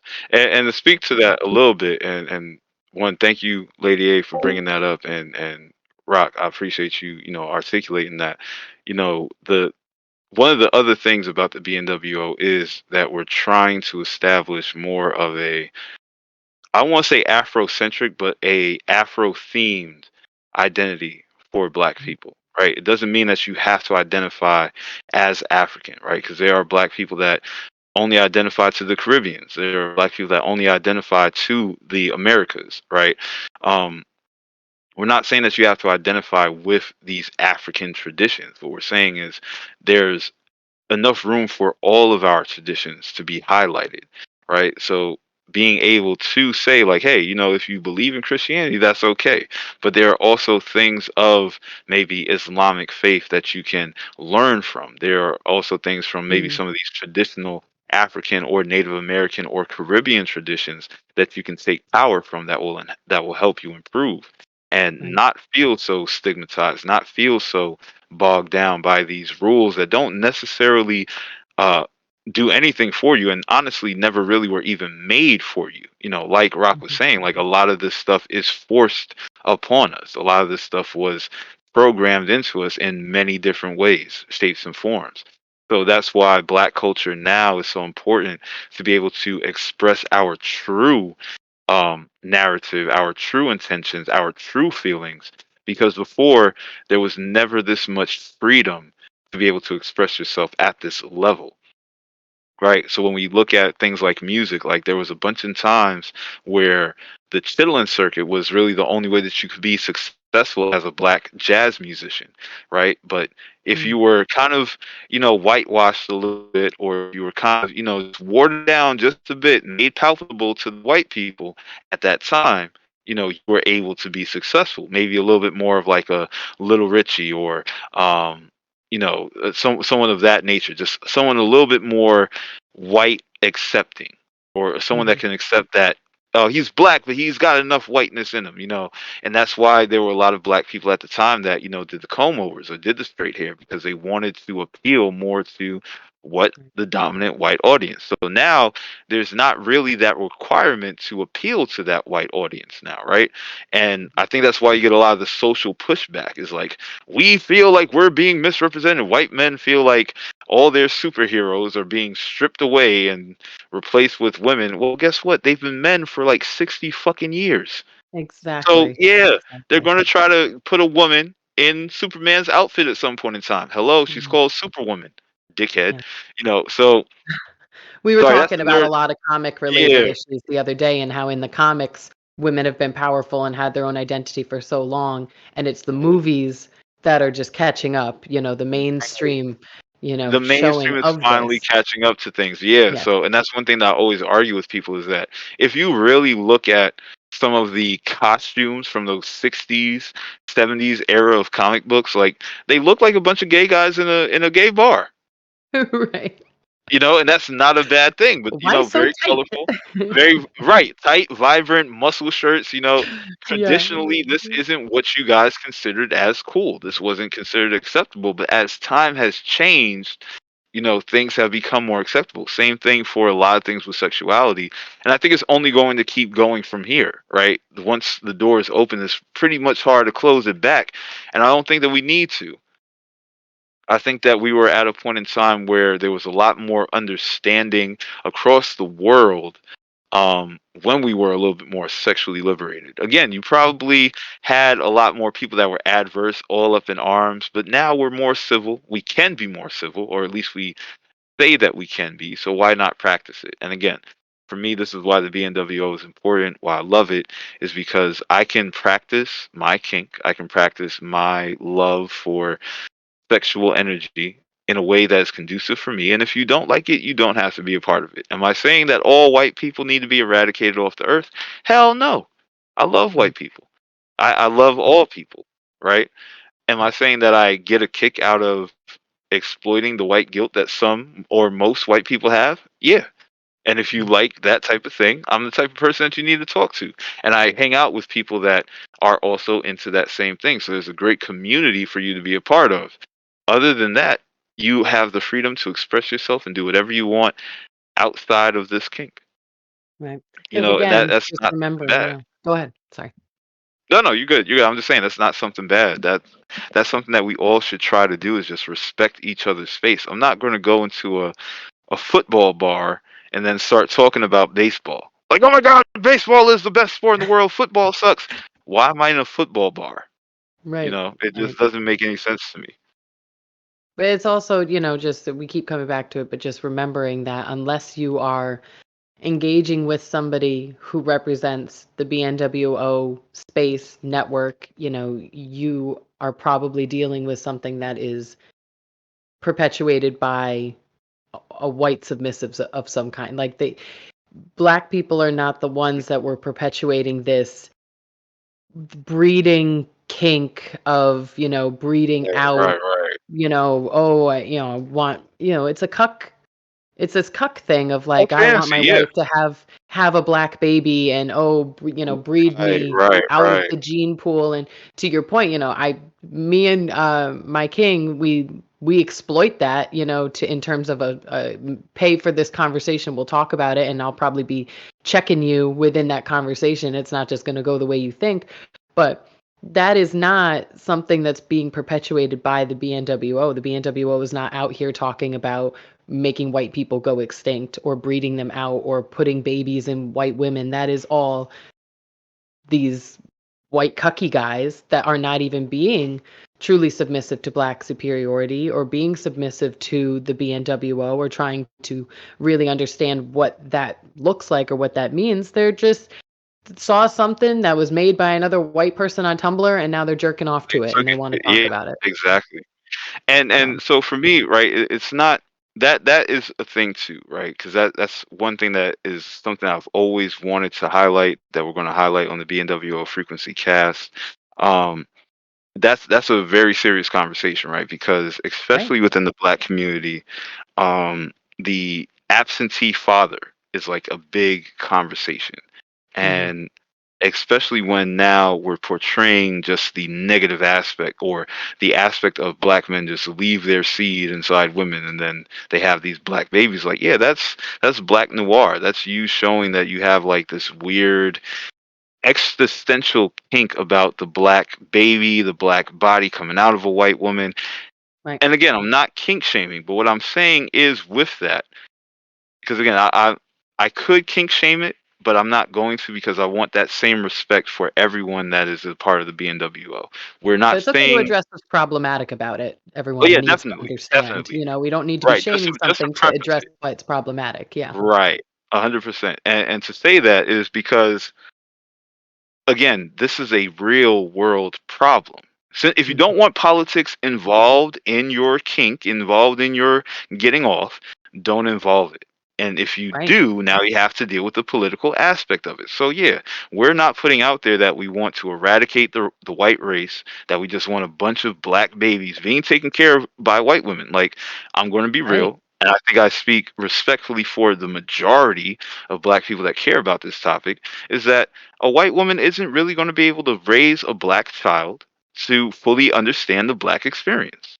Right. That's just the Exactly. reality of the situation. Just like I, as a black man, could not raise an interracial child to understand the experience of a white woman. Let's say I had a mixed daughter. She's mixed with a white woman, and now I have to explain to my daughter, what the experience is of being a white woman. I don't know what that is, right? Hmm. As a white woman, you can't really prepare your black son or your partially black son for what he has to go through. And then also, that's another big thing that we talk about, is how at the BNWO, when we're in our kind of like our education spaces, our open conversation spaces, is how there's colorism within our Hmm. community, and how Right. sometimes the existence of being biracial alienates you from so many different groups of people that you actually are a part of, that you feel even more isolated and alone.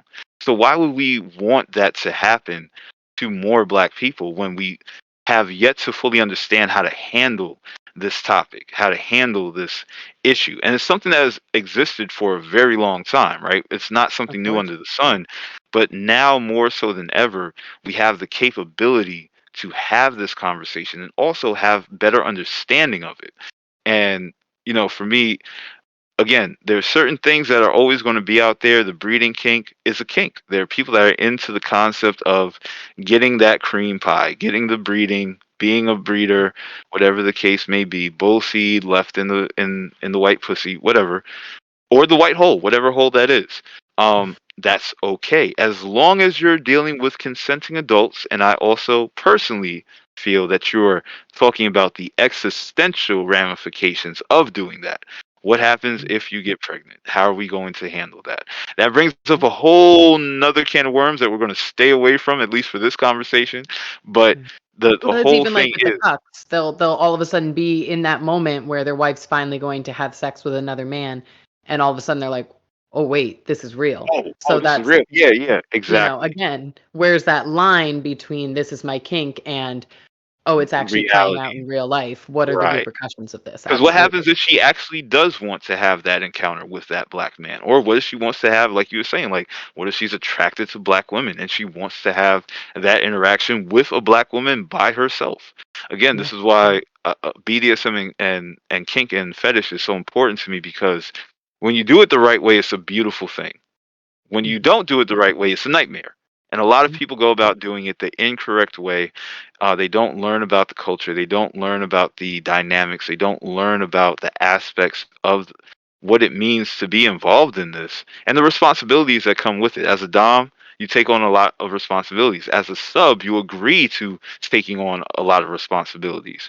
And that marriage there, theoretically speaking or figuratively speaking, that is what makes it such a amazing experience. But when you eliminate those fail safes, when you eliminate those protocols for your own safety of the person that you're dealing with, it's traumatic, it's horrible, and you more than likely don't want to go about it again, at least not for a couple of years. It's almost like going through a really bad breakup, Right.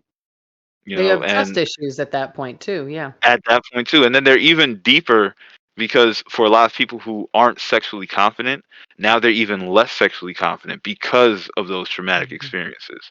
So it just Absolutely. is a never-ending cycle, in my opinion, and that's why, again, we predicate safety, we predicate inclusion based on a couple of parameters, Mhm. and that just ensures the safety of everybody, the comfort of everybody, and that everybody feels like they are getting what they want out of it, as opposed to it being, oh, I got shafted, or I got robbed, or I got taken advantage of. We never want that to Mhm. be the case in anything that we do.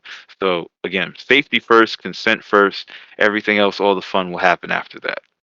Yeah, absolutely. I mean, even like we talked about a little bit, earlier, just you have a lot of power online when a guy, a submissive male, is talking to you while he's jerking off.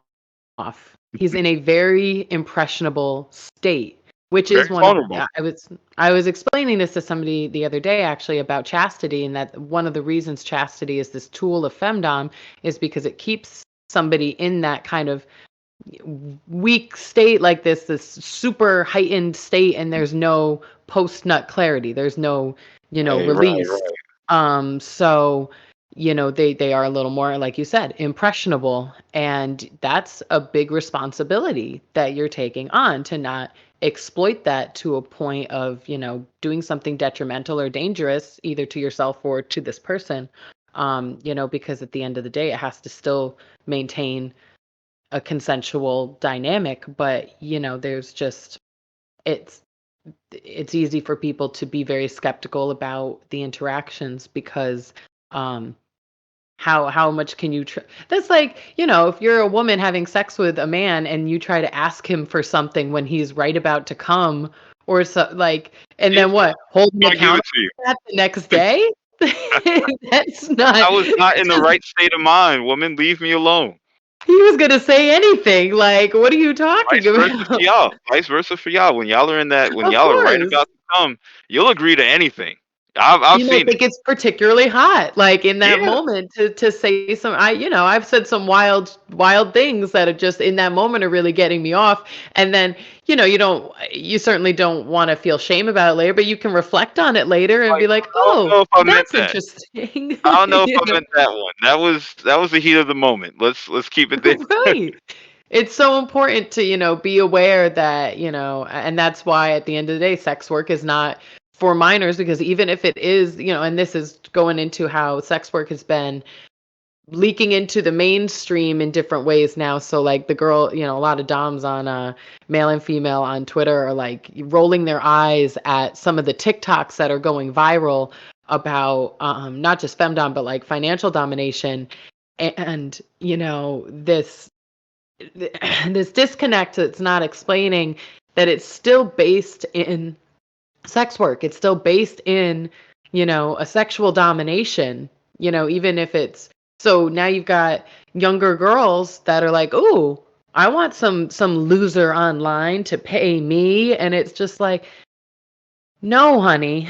No, like, this Yeah, is a sexual conversation. This is a, it's not for minors. It's not even for just anybody, there's that's 100% true too. psychological a lot of psychological, not necessarily just manipulation, but interaction going on in these Interaction is a great way dynamics. to put it. And I think, speaking about that is a great thing because, we see a lot of these baby doms, right? Or people that Yeah. are just kind of like very new to this, and Insta-doms, yeah. Instadoms and all this stuff. And again, that's what happens when pop culture gets a taste of anything underground. And, Right. Findom has been underground for a while, but I would say within the recent 4 to 5 years, the the public eye on it has grown bigger. There have been a couple of Vice stories on there Yep. about financial domination. We've seen, as you see, the certain people are posting up their TikToks and their Instagram reels. So Mhm. eventually, it was going to get out there, right? Yeah. The thing for me is understanding that, like you said, this is sex work in some way, shape, or form. It is Yep. a sexual get off for a lot of these Even if you're people that not are naked. right. Even if you're not naked, even if you're Right. not naked, there's still sexual energy being exchanged in some way, shape, or form. And this is not something for children. This is not something for minors. This is only for consenting adults. But even then, if you are an adult, you have to understand like you said, there's a lot of mental aspects that come into it. We were talking about the blackmail thing earlier. Like, that's something that can easily go left. That's something that can easily cause life changing and damage to people on both sides, as a dom and as a sub. So again, yeah, this is not something for minors to be doing. If I will say, if you have interest in doing it when you are of the right age, being curious is something that's always going to happen. I think that all parents, all adults should try to help guide children to understand that eventually it will be their time. There's nothing wrong with teaching, but I think that our reluctance to teach forces people to go find out about things on their own, and then they find out about it and it goes unchecked. And There's a that can be said, laziness to the research, though, too. A lot of people are of not, course. You even when just they find are what of you're looking for. age, Right. they may You're have finding heard what about you're looking for. they may have heard about chastity on some podcasts that just used the topic as shock value, and now they're trying Right. to like I said, like, Right. oh, yeah, I want someone to just pay my bills and da da da, but you're not. That's a person that you're talking about that you're going to be engaging with. That Like, you're you still need to talking do your research. You need to know what you're getting even though yourself he's a into. human ATM, a loser, whatever, he wants to be called, he's still a human being, right? And that's Yeah. one thing that I definitely enforce with all of my subs, is that after we come out of that play space, is like, hey, are you okay? Gotta I might use some very harsh language with you. I might do some very harsh physical things to you if we get into that space. Do I need to know that you're okay, because I don't want to leave you worse than you were coming in here. Right. I want you to Right. feel better. And for some people, working out, punching a punching bag so their knuckles are bleeding is therapeutic to them, right? A lot of people look at that like that's psychotic. That's, what's the word I'm looking for? Sadist and masochist. That's masochistic. Masochist. Yeah. Oh, Um, yeah. right. But Masochistic. Yeah. at the same time, someone getting flogged for an hour could be therapeutic for them. That could be hmm something that they need to decompress from a very long, stressful day, stressful week. If you're a parent, if you're head of a Fortune 500 company, there's hmm so many different things. So I think that, again, just erasing the stigma of sexuality, of being sexually aware, is the first step to us coming together as human beings. After that, then we can really start addressing maybe some of these social, racial, political issues. Because again, like, now sex is off the table. We're not awkwardly having that conversation about, hey, do you like sucking dick? Do you like getting your pussy ate? Do you like a finger in your butt? We're not having that awkward conversation now. It's like, oh, you do that? That's fine. I mean, I know like 20 people that are into that shit. I'm not into it, but it's cool. Now hmm we can really get to the nitty gritty of like really important conversations, and Yeah. also have a different appreciation of, hey, you're a kinky person. I'm not. I'm over here with the people that like the three position sex, and that's it. And missionary under the sheets. Mhm. Yeah. Great. Enjoy that. I'm Right. happy for you. I hope it's great missionary three position under the sheet sex. We Right. like to hang from ceilings over here, and we're going to Right. swing all day. And if you ever want to So learn about it, please feel free. There just will be no feel pressure. free. Like you were talking about earlier, we're Right. not trying to pressure anybody into doing anything that we like, but the resources are there for you to find out Exactly. about it and see how you Exactly. feel about it. Absolutely. Absolutely. Well, Exactly. this And has then you can been learn about it the right way. yeah. Yeah, and that's, Oh, no, this I is great. think we're a little bit spoiled. There's so much information at our fingertips that we forget. You can go on YouTube these days and learn exactly how to finger a woman to full intense orgasm. Like, you know what I mean? You can find a video breaking down things step by step to just absolutely anything. So sometimes it's just that accountability of the information's out there. Let me actually go find it. Let me actually learn about what is financial domination, what is the BNWO. You just got to take the time, and if it's important enough to you, to go look it up yourself, to go not only read about it, but then to be vulnerable enough to ask questions and not be embarrassed to ask. Why be embarrassed? Look at, like Right. what's the worst that could happen? You be more confident and comfortable in your own skin and know what's out there if ever the desire should hit of trying something new. It's like you said, just understanding that we all want the same thing, to be seen for ourselves and what, who we feel like we are, and to respect and appreciate that. And Yep. whether that's, you're a white male submissive and you feel all this guilt and frustration, and why do I know I'm not a gay man, but why do I want to submit to a black man? There's no shame in having that conversation. There's no shame in exploring that, as a white woman, like, why do I want to submit so badly to a black queen? What does this mean? It might not even be sexual in nature, but I just want to obey. I want to, be at their disposal to do whatever they come up with that they could use me for. There's And no shame in it, and the only oh, issue should be to feel like you're just going to deny yourself and act out, in insecurity, and that could be dangerous. That could be dangerous for everybody. So definitely that's agree. And again, like being able to bring people to that point where now we can openly have those conversations, have these questions asked.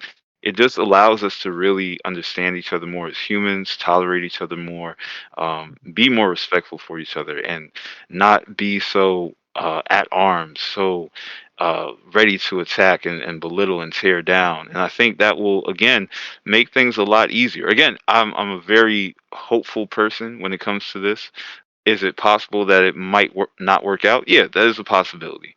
The world has been the way that the world has been way before I've gotten here. But I mean, if it comes to a point where we look back and say like, wow, we're way further ahead than we ever thought we would be. And I feel like we're in that generation where we've seen a lot of things that we've never thought we would see in this country and this side of the world and even in the world now. Um, Imagine what the next 50 years are going to be. I just hope that that is a place where people like us and people that aren't like us can just again come to a conclusion of I don't have to disrespect you because I'm disagreeing with you. And absolutely. that's my main goal. Yeah. Well, we are so lucky to have Black kings like yourself and Black queens like Saint Nature. Sarah and other superiors that are working to, establish this BNWO network and culture, to really lead that transformation, to people realizing that they can make the world what they want it to be, make their world what they want it to be. And I am just so grateful that you took this time today to really, provide this insight and to answer some of my questions. It's been absolutely, a true privilege, and I would love you to be able to, any final thoughts that you have, or any plugs that you want to do, whatever, wherever you want people to follow you, if you want to take this moment now to do that. Appreciate you. So we'll get the plugs out the way. Definitely go to the blacknewworldorder.com. That is the blacknewworldorder.com. And go sign up if you want to be a part of the society, if you want to be a part of the membership. We are dropping our hub uh, early July, early 2023. Sorry, not early July, early January 2023. And it's going to Wonderful. be an amazing BNWO social site that will have a lot of benefits for everyone who joins at whatever membership level that there will be, and all of that will be explained on the hub. You can follow me at YourGod KingDom on all of your social media sites.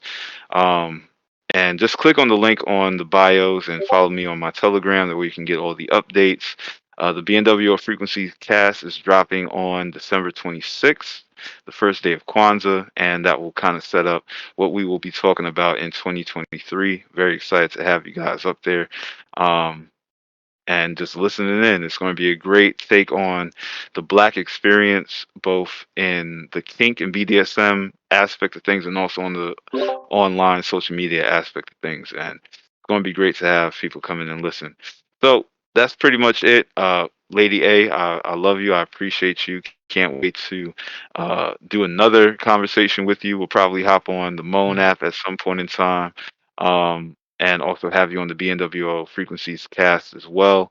And I mean, again, I can't wait to have another amazing conversation with you about all this fun stuff and maybe next time we'll finally give people like the nastier conversation. We usually just have like these really like educational, political stuff, but like maybe they want something a little bit more X-rated. We'll see if we'll do We that. do a blend, A but nice yeah, little we could blend. A nice little blend. we could We'll get a see. little more explicit sometimes. We'll see. For sure. I'm sure we both have like, just endless stories that that the audience would love to hear about, but That'll right be place, good. right time. For Right. sure. Right place, I'm right just time. so grateful to, be able to touch on as many different topics as we were, not just today, but anytime that I have the privilege of speaking with you. So I'm just so grateful, and definitely make sure you follow Kingdom on all his media to get up to date details on not only the BNWO network, but everything Kingdom has going on. And you can follow me, all my media's on, LadyAnacondaHOA.com is where you're going to want to go. Also, you can find links to different Black-owned businesses that I work with, promote, and also there's a direct link to donate to the ACLU there for all of my subs that want to make a good impression. There's plenty of resources right at your fingertips to actually show that you want to be a better ally, be a better person, be a better sub, and not be one of these problematic proxy cucks, but actually set an Check all of example. y'all. We're coming to check all of y'all. The BNWO tribute starts at $100. That is the BNWO standard, whether they are in the society or not. You know what I mean? Mhm. That is just Black superiority's just due. So if you don't have that, start saving up for it.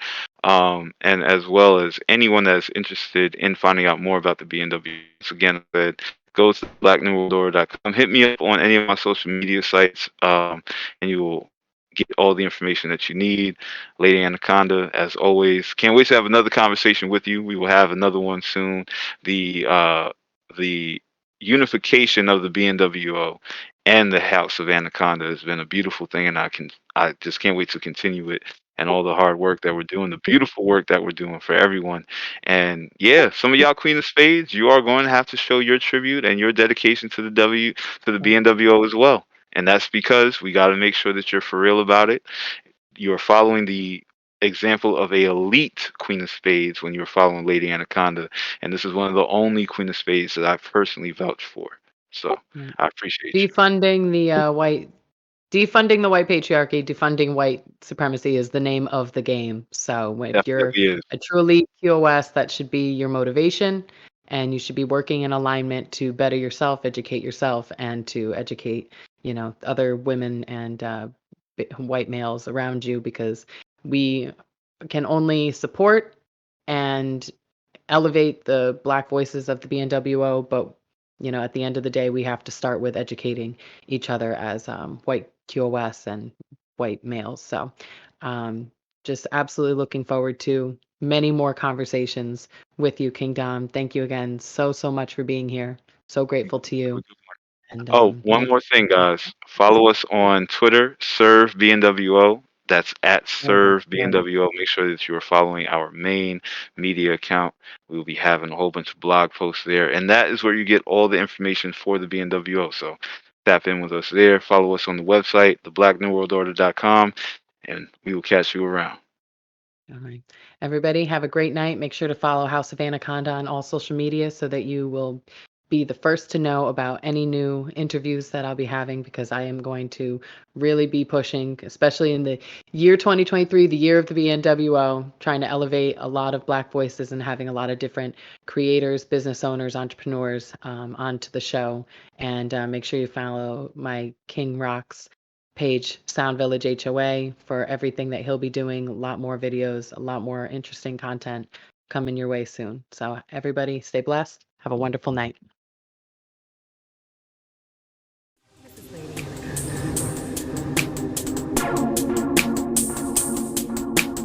And I just want to make clear the truth coming from my lips, how passionately I advocate for betas to accept their natural place, understand they'll never be able to please a woman.